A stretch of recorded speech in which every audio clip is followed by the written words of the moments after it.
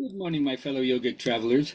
I'm mighty glad to be alive today, and I hope that you are too as we continue to live, laugh, love, learn, linger, and live the life we love. Well, it is Thursday, so it's my story day.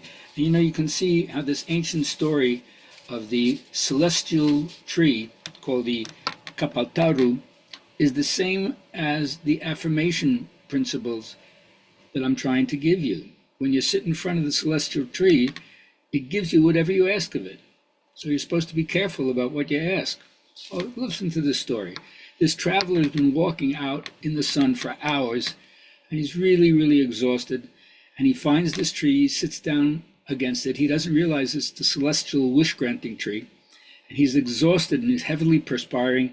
So he sings to himself, "Oh, it's so nice to be resting in the shade. I wish I had a bed to lie on." And no sooner does he think that, there's a bed appears. He's thrilled. So he lies down, he starts to take a nap. He says, gee, it'd be really nice if there was like a person who like massage my feet. And all of a sudden, the massage therapist is there, stroking his legs and putting oil on him. Oh, this feels fantastic. He says, I'm kind of hungry. I wish there was a great meal I could eat. And all of a sudden, there's a buffet that appears right in front of him with all the things that he loves to eat. He's fantastic. And then he thinks, gee, wouldn't it be terrible if like a tiger came out now and killed me? And no sooner did he say that a tiger jumps out of the bushes, kills him, drinks his blood, and then lost his life. Oh my God, such is our fate. We'll renew this again when we get back to the affirmations at the end, but you get the idea. This is an ancient teaching about the power of your own subconscious mind to draw to yourself that which you're thinking. They call that the celestial wish-granting tree, Kapaltaru. Check it out. Anyway, for my disappointing affirmation friends, as we're heading down to the last few here, let me just share with you this. Working out is a great way to make your slow march to death a little bit more attractive. I hope that'll help you the next time you hit the gym. All right, for my journaling friends, where and with whom does your joy flow freely so that you feel fully alive? You feel fully alive. Where does your joy and with who does it flow freely so you feel fully alive? Let me know where that place is for you or who that's with, and I'll let you know where that is for me. All right, now my teacher, B.K. Iyengar, always says that yoga is about abundant life and not life negation. Life makes heavy demands on your nervous system, and yoga is a natural tranquilizer. We all know that prevention is better than cure. So if you want to face the hectic activities of life with equanimity and poise, I suggest you do yoga, or you find your yoga so that it helps you see the vision of unity and embody it in your life.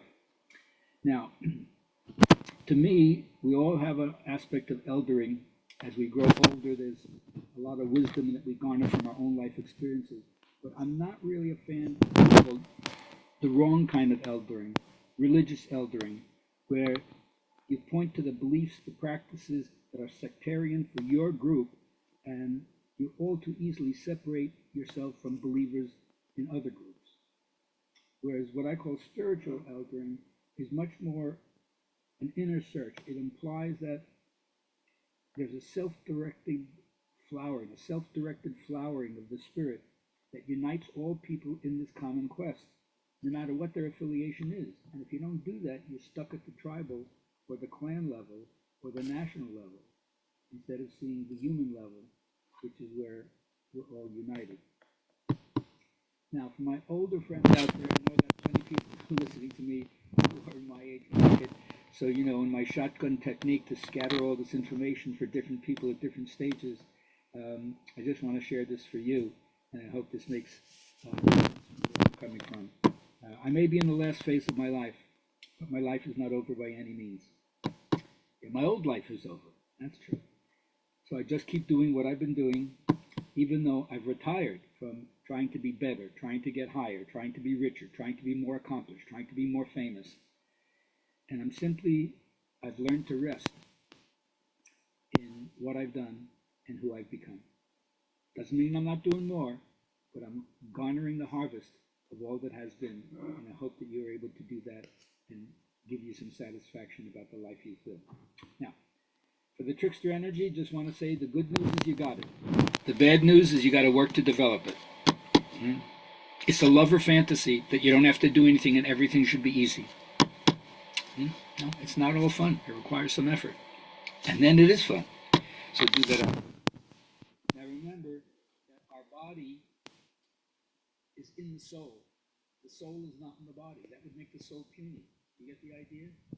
Our physical vehicle is a materialization of subtler energies, and that subtle energy, called the soul, connects you from the world of things to the world of no things, which is spirit. And it gets subtler and subtler until it gets out there. It doesn't have any form at all. It's just pure spirit. So remember, your soul is not puny. Now, very different than all the disciplines that seem to say if you don't use your will, things won't happen, right? Do nothing, get nothing. Not no pain, no gain, but do nothing, get nothing.